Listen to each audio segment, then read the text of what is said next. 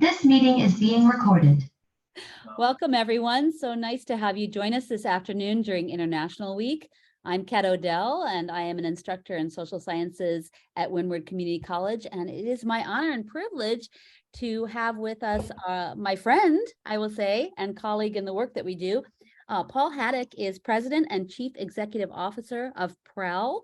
And PREL is an amazing organization. If you haven't had a chance to check them out in the past, I definitely advise that you do so.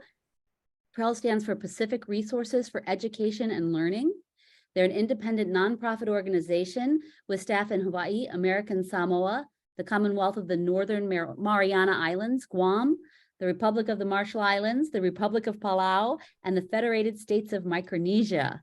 So through their work, they collaborate with schools and school systems, families, community organizations, and government agencies to transform education and promote dynamic reciprocal learning communities built on strong social and cultural capital. I will say I've had the honor of hearing Paul speak multiple times, and I have never learned as much as I have from him. So thank you again, Paul, for being here, and I'm going to let you go ahead and share your screen. Thank you very much, Kat. Can everybody see that? Paul, you're in charge of all responses, so. I'm really all responses. So thank you very much, everybody. Thank you for that great introduction, Kat. Kat's been a very dear friend the last couple of years and very supportive of what we're trying to do with the Micronesian community in Hawaii. So I appreciate that. I appreciate your joining all the way from the East Coast, Kat, too. We're going to talk a little bit about our Micronesian students and families that are moving in large numbers to the state of Hawaii. I've even invented my own little acronym helping our ELAWASL students. You know what an ELL student is. My acronym stands for English Language and Western School System Learners, because as you become more familiar with our students from the islands, they'll pick up the language fairly quickly. It'll be all the other things, getting accustomed to a Western school system, all the paperwork that's involved and the legal responsibilities, that will be just as difficult for them. Not just the language, but I always like to give a little bit of background about myself. This is a picture of my family. I got my first teaching job right outside of Hilo, small school in Keau called Henry Pukahaia School back in 1989. So where I first met Micronesian students. They confused me so much that I moved down there in 1993. Just a picture of my wife, Sepe. Sepe's half Kosraean, half Pohnpeian. We have 6 children of our own in that picture, all born down on the islands. And then the girl in the front with the bacon in the summer shirt, she's a Palauan daughter of ours that we adopted island adoption style, which simply means she came over one Friday night and stayed for 10 years. No court work, no legal paper, just one of those things that we kind of do down on the islands, which works well on the islands, doesn't always work here when we move and paperwork is needed. But I spent 18 years on the island of Kosrae. I was a high school teacher of 12th grade English. I taught reading in a school that had no textbooks, so I had to learn how to make do. I taught at the community college for the College of Micronesia, the Kosrae branch, for 7 years.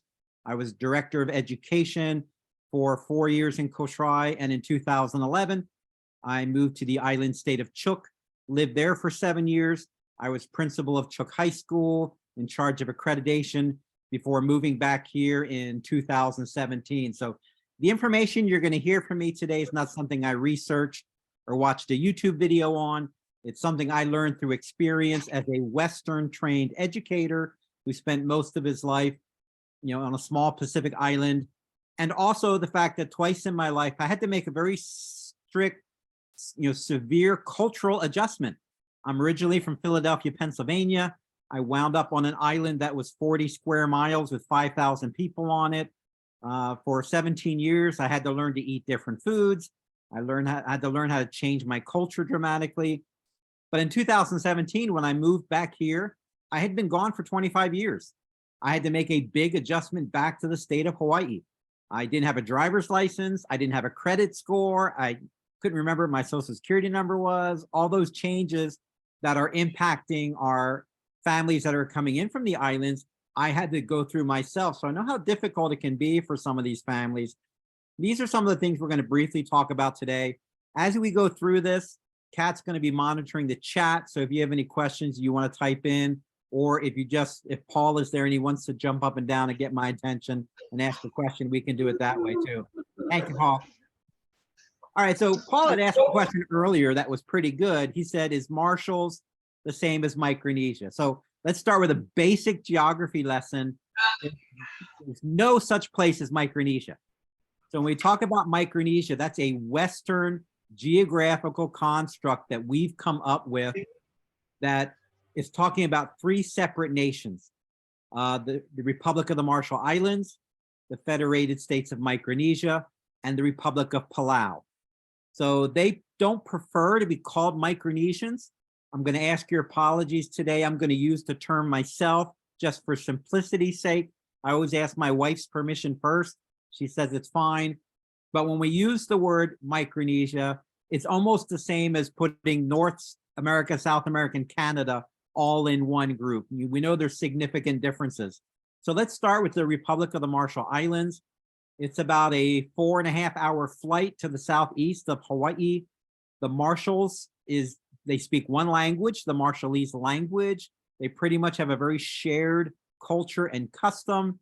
These are very low-lying atoll islands. If you remember your high school geography, most of these islands are just a few inches above sea level.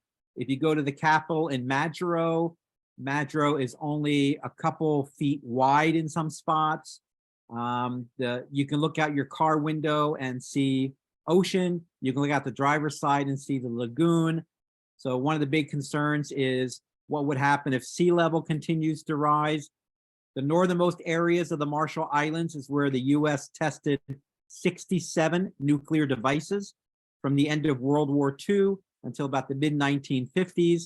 So many of those islands are no longer inhabitable. So a lot of our Marshallese have had to leave their home because they can't live there anymore. In the state of Hawaii, the Marshallese are moving mainly to places like Kauai. There's a population. There is a population here in Oahu, but not a very large one. They're more in the downtown area. There's a growing population on the Big Island, Kau area, South Point area, and also on Maui, there's a Marshallese population. The largest Marshallese population is in Arkansas, right outside of Springdale, where they work for Tyson Chicken, and they're actually doing quite well. You can take your driver's license test in Marshallese. So they seem to be doing a little bit better there than they're doing here. I don't know how to expand the screen any better than what I've got, but I'll let you guys worry about that on your side. I know we're recording it too, if need be. Then the Federated States of Micronesia is the next nation to the left. There's a big difference between the Federated States of Micronesia, or what we call the FSM, and the Republic of the Marshall Islands. So the FSM is made up of 4 distinct states: Koshrai, Pohnpei, Chuk, and Yap. These 4 states speak completely different languages. They are Protestant to the east, heavily Roman Catholic to the west. Their cultures are different. They are simply a nation because the US kind of made them into a nation. So, briefly, the Koshraians are about 5,000–6,000 in number. There's a large population on Lanai. There's a big population on Dade Street area down in Waikiki. Hilo and Kona. Kona has a growing Koshraian population. Pohnpei is the capital. They got about 25,000 people that live there. There's a growing Pohnpeian population on Maui, where the Aipono farm project is getting started. There's not too many Pohnpeians here, but what there are kind of live in the downtown area too. Chuk is the largest population. They have half the population of the FSM is Chukese.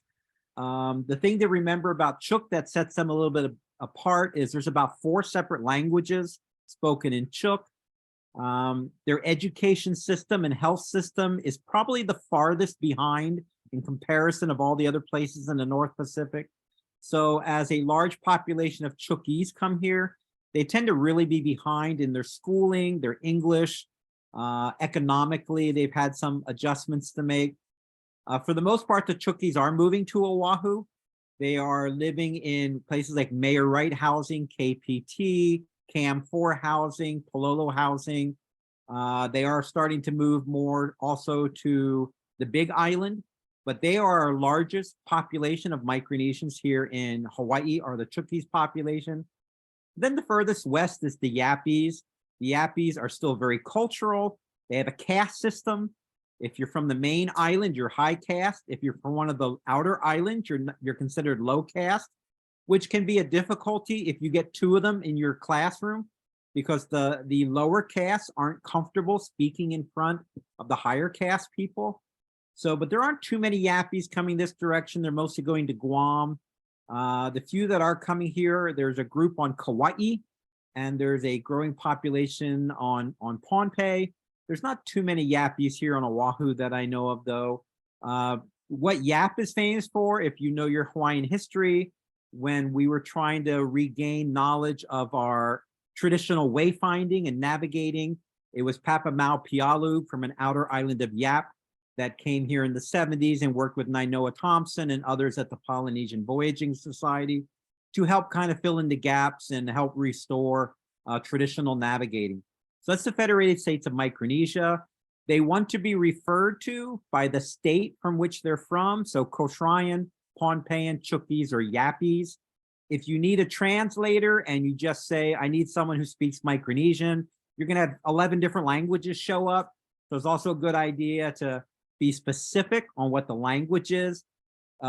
In our house, I've got a son that speaks Chukis. I speak Kosraean. My wife speaks Pohnpeian. They're not very similar at all. So bringing in someone from a different state is not going to be helpful at all. They're completely different languages. And then the third nation, when we talk about Micronesia, is the Republic of Palau. Palau gets a lot of tourists from Japan and China. It's much more economically independent than the other two nations. Not many Palauans are coming this direction anymore. They were coming in the 70s and 80s, but they've got a decent college there.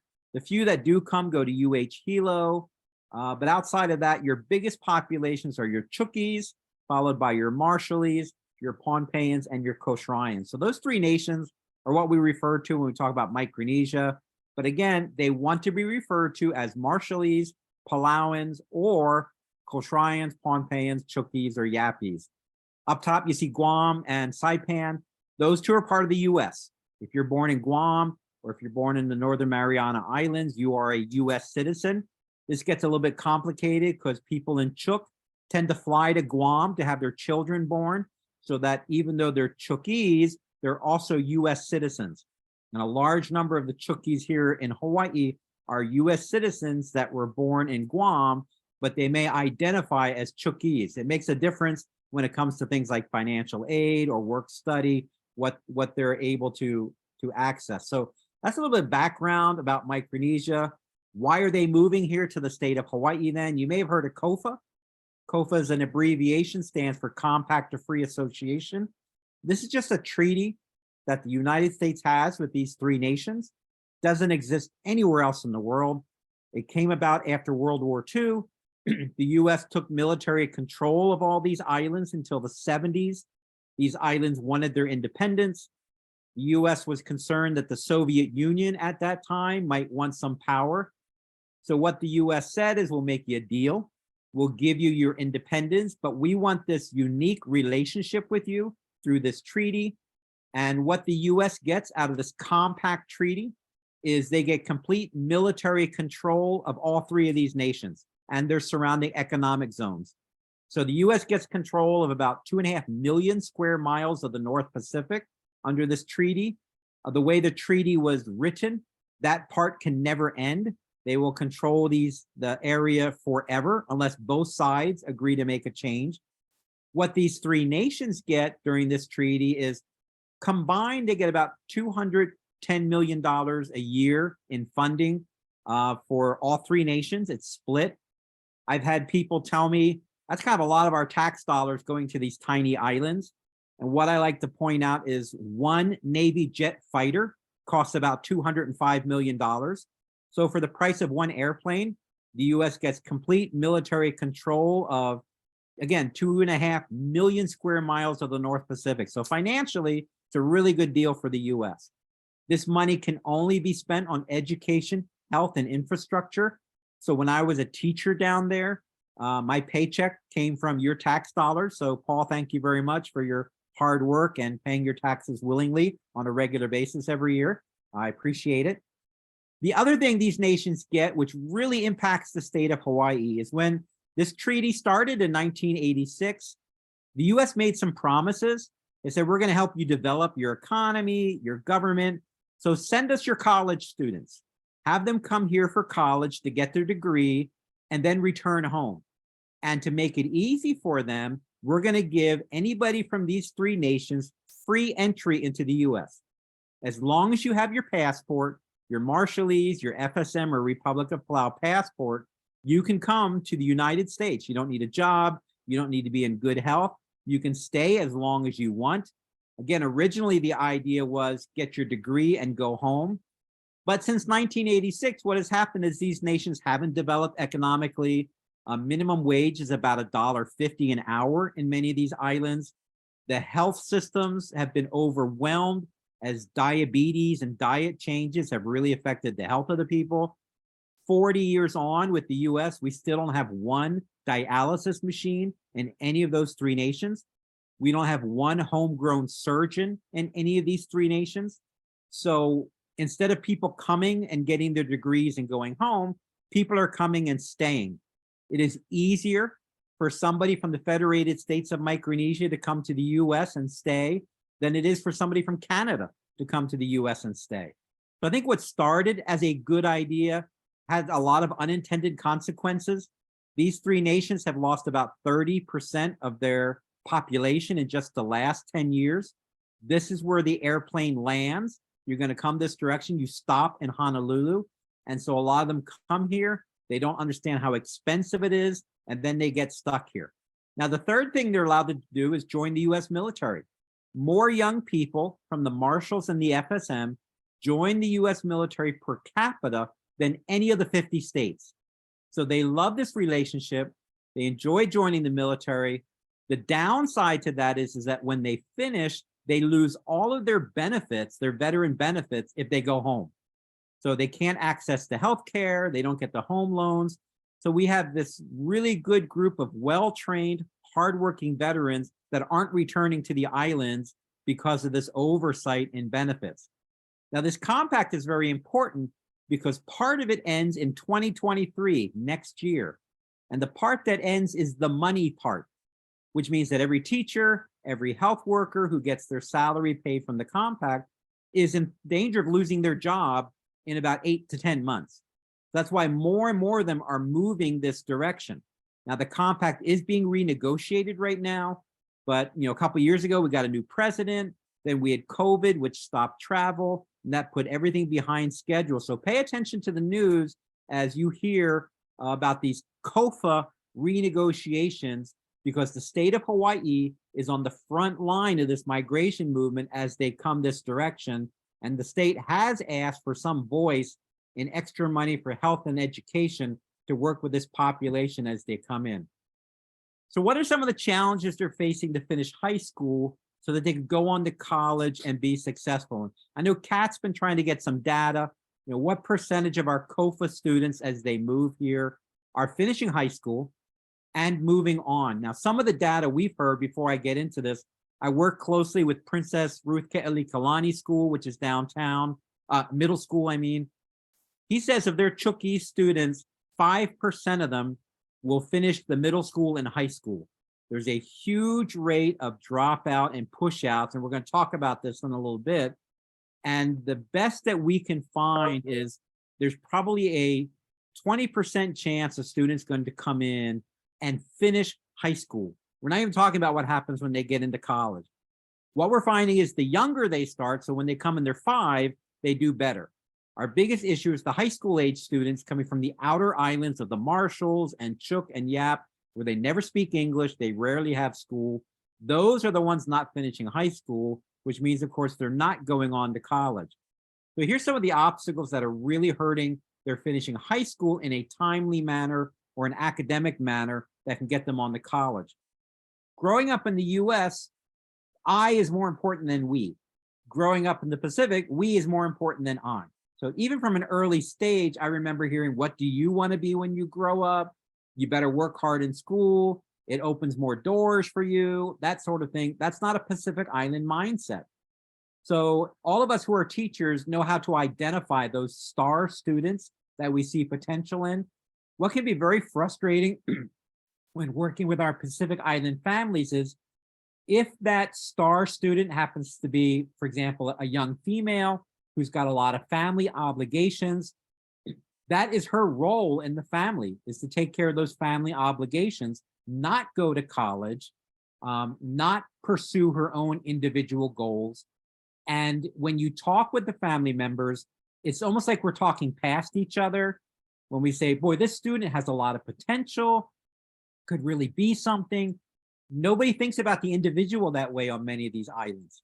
They think about, oh, but this young person in our family is helping take care of the grandmother, is helping take care of the two youngest people at home. That's her role in the larger family. So sometimes the family goals can take precedence over the individual goals, which can be, it can harm in a way to the Western mind, our brightest and our best students, if that's how they're placed in their family. Study skills are difficult on many of these schools on the islands. We don't have textbooks, we don't have supplies, so we don't take notes. We don't go home and study. We go home and we do our chores. It gets dark at 6 o'clock, and a lot of the outer islands don't have electricity. So things like taking good notes, underlining with a highlighter. We don't even have highlighters, much less textbooks. Things like asking your teacher questions. In many schools in the islands, the teacher is your mother or a close relative, and it's considered at times rude to question them in a way, just things like, I didn't understand you. That's almost blaming your relative then for not doing a good communication job, which many Pacific Islanders aren't comfortable doing. So then when they come to school here, where they're expected to ask questions, or even the college setting where they're supposed to be give and take, a lot of our students from the islands have never experienced that sort of setting before. They're uncomfortable. They have a hard time doing it, so they fall even further behind. When our families come in, as I mentioned, even when I got here in 2017, I went to rent an apartment for me and my family down on Executive. It was the Executive Center down on Bishop Street. And I remember the landlord typing my name and my social security in and saying, Paul, I can't rent you an apartment. Even though I was a CEO, I had a contract. She said, you have no credit score. I was all proud of myself because I didn't owe anybody any money. She said, yeah, that was good in 1990. It's not good in 2017 because of the housing crash. We need to see a credit score. As all of our families come in, they're coming in with no credit history, so they can't get a place to live, which means for the first 8 months or a year, they're living with family that are already here, usually in Section 8 housing or in a small apartment. We recently did a survey at Mayor Wright Housing. We found on average in a 2-bedroom housing apartment, there were more than 10 people from the COFA population. So at Mayor Wright, only 14% of the apartments were COFA people, but 45% of the population was COFA people because of how overcrowded they were. This affects sleeping. Many of the younger students, they have to wait till their parents to go to work in the morning before a bed opens up. There's not always enough food. It's really hard to study. We talk about technology. During COVID, a lot of high school students took home computers or tablets. If you're a Micronesian student in an apartment with 15 people and you've got the only computer, you're not going to be able to touch that thing. Every other family member is going to want it. So a lot of our students, when they first come in, they're having difficulties finding a place to live where they can give their education a priority, the attention, and the time it needs. A lot of stuff is now being done online. Online is great. As a teacher, personally, I hate it. I'd preserve, I'd rather do the face-to-face, but it really hurt our COFA students. A lot of the places they lived didn't have free internet. They weren't able to access online learning. It's not something we do. So a lot of our students didn't know how to fill things out online, didn't know how to connect online. They'd leave their microphones open when they did get online. It was just really, really difficult. The young people, as always, pick it up. The parents were really, really struggling with it. So even things like what's the phone number to contact somebody, there may be only one cell phone in an apartment of 15 people. So technology was really difficult. And then just most high schools, I talked to a lot of the principals. What some of them will then pull me aside and tell me quietly is, I just don't know what to do with these students. It's easier for me to convince them to drop out on their own than it is to try to get them to graduate on time. And Kat and I were talking about what we call the 41 form, 4140. It's this alternative schooling. It's for homeschooling. But what a number of high school principals have learned to do is pressure their COFA students to fill out the 4140. That way the student doesn't count as a dropout. I can say I wanted to help that student, but they chose to homeschool, so there's nothing I can do about it. Their test scores don't hurt anybody, but those students aren't homeschooling. We know this for a fact. The parents are working a couple jobs, trying to get by. No one's at home for these kids. So we have seen over 600 students in the last 4 or 5 years opt out of high school for this 4140 form. And that was only looking at a couple of high schools on Oahu, not looking statewide. Of course, these are students not going on to college, probably not going to be able to get a decent job later in life. They're going to need some alternative schooling now that they're in their 20s. But that sadly is the attitude of some of the bigger high schools, which is why they're not making it on to college.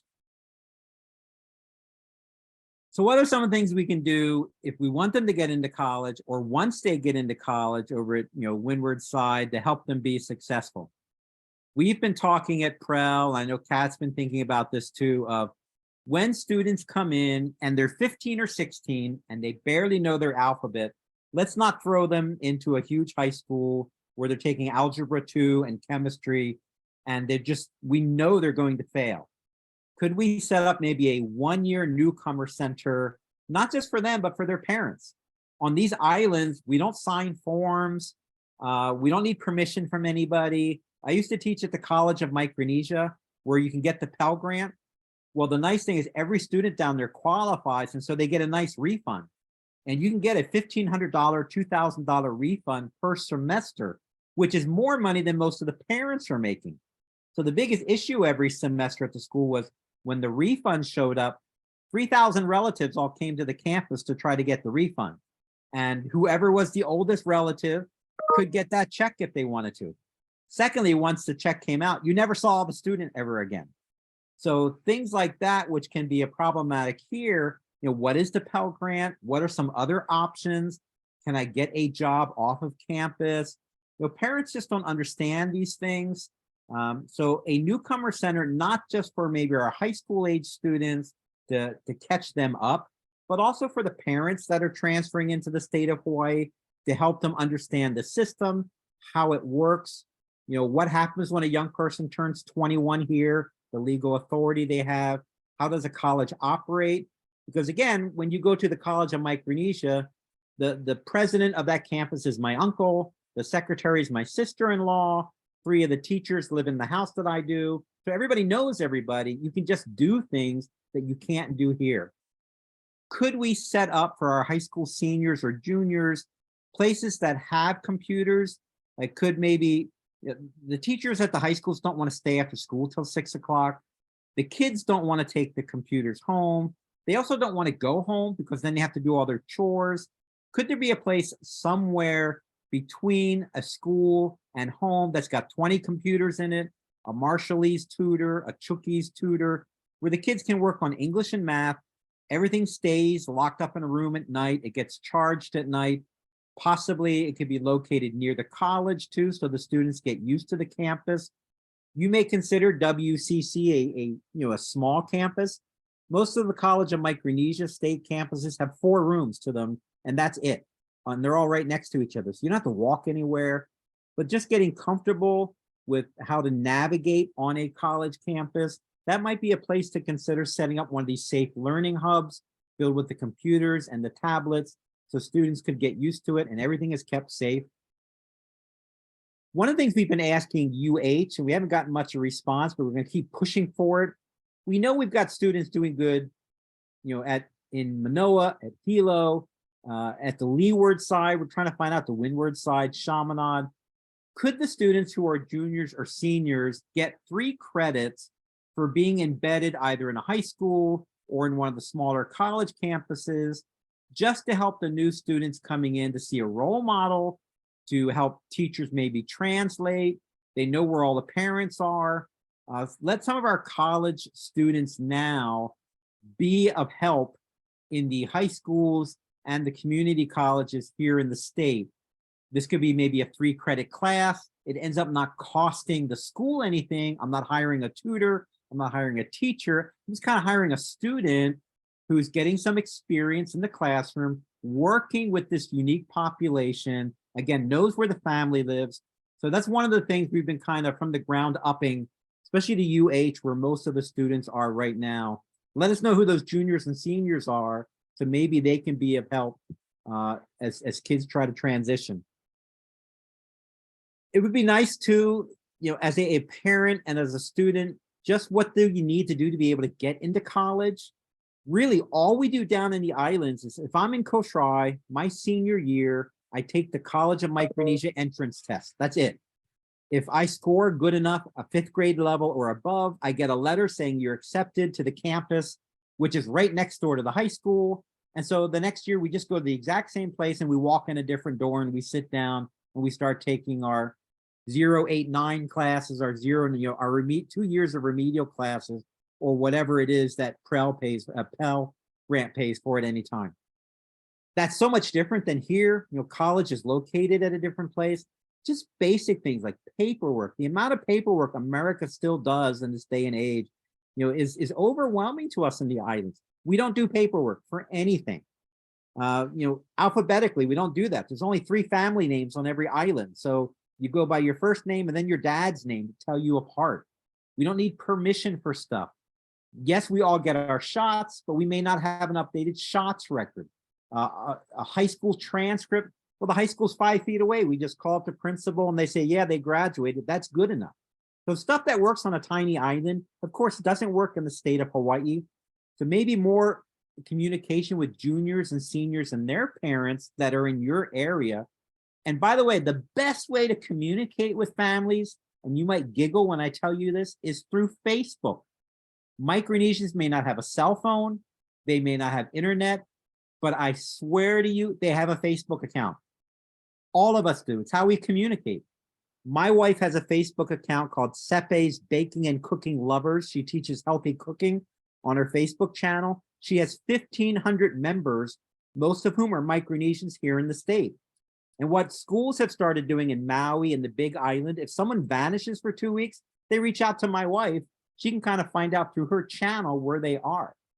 So even though everybody thinks Facebook is, 20 years ago, it is the way Micronesians communicate with each other. So I would try to find out any of your students or parents, what's their Facebook account? Does WCC have a good Facebook account? Somewhere in your area too is where all the I'm going to skip one, all the Micronesian families go to church somewhere in that area. That's the way to reach out and communicate through Facebook and through church. Now, you're not going to see a sign on the side of the road saying First Baptist Church of Micronesia. All the Chukis will go to their own church. All the Marshallese will go to their own church. They're not going to have their own building. What they tend to do is they'll find a building, and when that service is done at 12 o'clock or so, they'll go in at 1 o'clock or 2 o'clock in the afternoon. So I was just at Kalihi Union Church last week. They have 9 church services on Sunday. There's a Chuki service. There's a Koshrayan service. They go until about 9 o'clock at night. Everybody goes to church. They may not show up to work. They may not come to school every day. You can find them at church on Sunday. So where on the Windward side are your churches for the Chukis, the Marshallese, the growing population? Find out where those are. That's the other best way to communicate. I also put expanding dual enrollment. When I was principal at Chuk High School, we started dual enrollment with our local community college. We found that when they were in high school, they actually performed better academically than if they just went their freshman year to college, where suddenly they were in a whole new setting. They were surrounded by kids that maybe they didn't know. So whatever the local high school is down there, you might want to try to, I know all the colleges are doing that, but try to target your COFA population. Ask the teachers, Do you have a Chukis or Marshallese student? In South Point and Kau, they're having more do dual enrollment that are Marshallese, and they're doing quite well. They're getting their AS degrees before they finish. And it just starts to get them used to what we need to do, how to go to college. And it starts to build up that pride factor. I can do this. So that's one of the other things you might want to look at. So that's kind of my spiel on some of the strategies. I give you my email here too, because I know I kind of raced through this. I'm always happy to come by the school. I'm not that far away, but you can write me with any questions. But really the next step where I think Windward can really help out is how can we reach out to this population that's not too far away, that stopped going to school 4 and 5 years ago, and now are married, have kids, and can't get a decent job. That's the niche that UH isn't trying to hit. They don't want to go back to 9th or 10th grade at school. They're in their 20s now. They're embarrassed. What are the programs we can do? I think we can get compact impact funding, we call it. We can approach the Department of Interior about working with these large numbers of young people. But we're starting to see downtown, sadly, the crime rate skyrocket with our COFA population, mostly younger men who are now in their 20s, who just never finished high school. And this is going to be a growing issue, especially on this island. So I do think this may be something, Kat, that WCC wants to think about. Let's identify these young people. What programs can we come out with? My wife and I are happy to volunteer our time to help out. And again, in my house, I get yelled at in about 8 different languages. So we're definitely willing to help with translation and other things like that. So I wanted to just take a little bit of time to see if anybody had any questions too. We do have a couple of things in the chat. Artist, do you want to go ahead and ask a question? I know you had a time constraint. Yeah, I think that the class is actually more difficult than might appear, but to pay students as student mentors is pretty easy, and we often have funding that we could delegate for that. The class is just, it would have to, there's a number of different potential issues. Not that it's unworkable, but there's lots of things as far as having an actual class that it could be. So curriculum development, you have to have an instructor for a class. You pretty much have to pay an instructor. There's one way around it, but it's frowned upon. It looks like you're using people.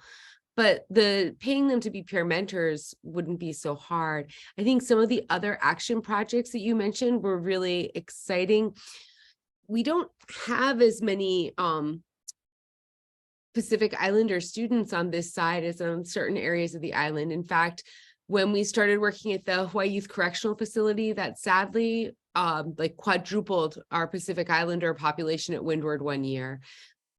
And that draws from across the island. So even there, they're our target population while they're there, but they're often from other areas and islands especially.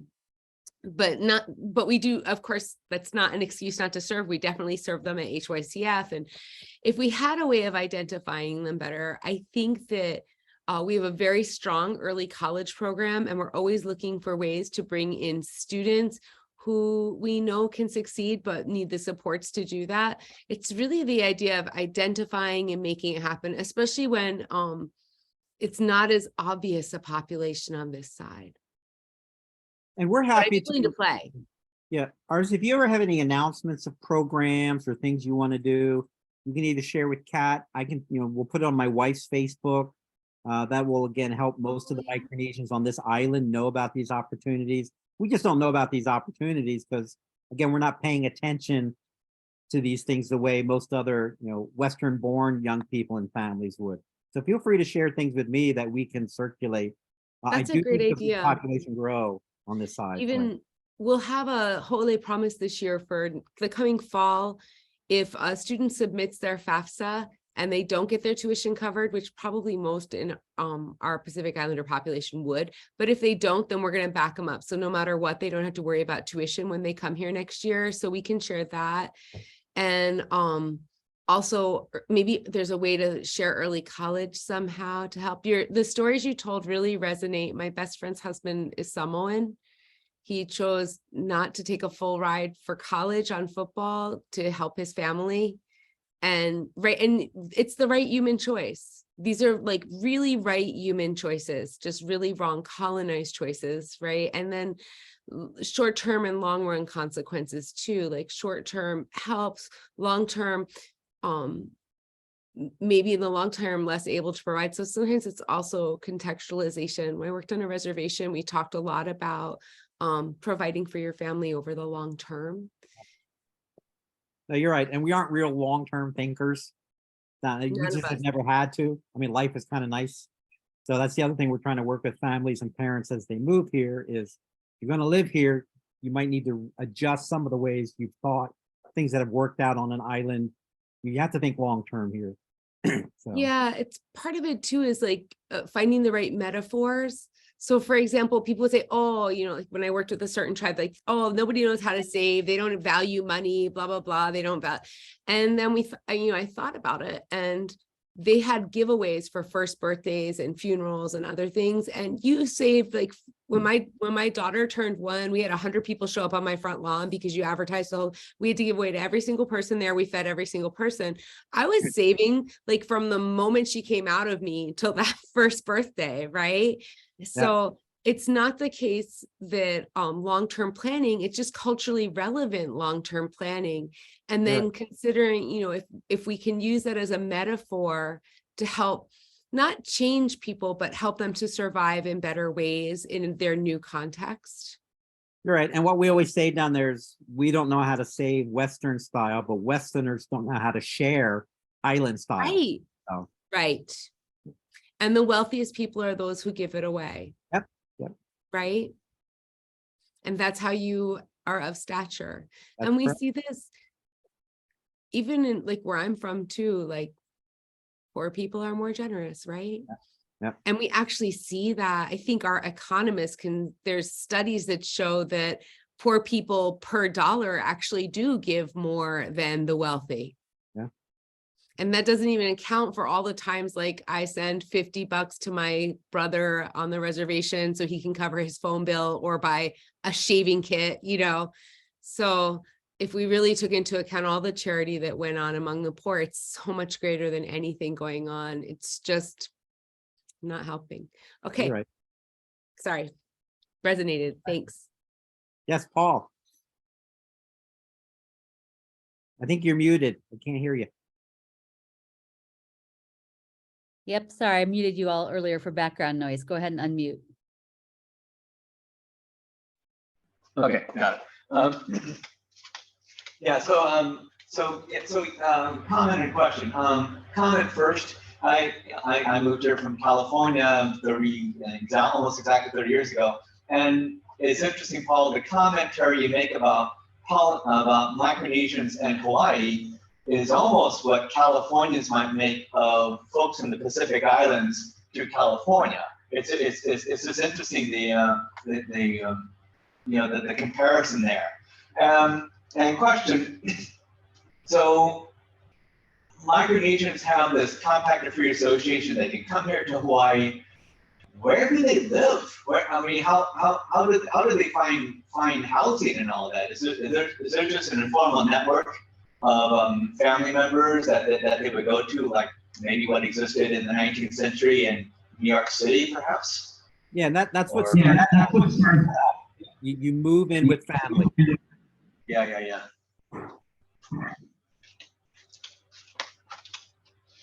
But yeah, you know where you're staying before you come here. It's after you've been here 6 months, you kind of need to try to find your own place, which also affects everything. So enroll in a school, go there for 3 months, then they'll move to the big island in Spanish, and nobody knows where to move to. But yeah, you start with family, and that's why there's 15 to 18 in an apartment in many places.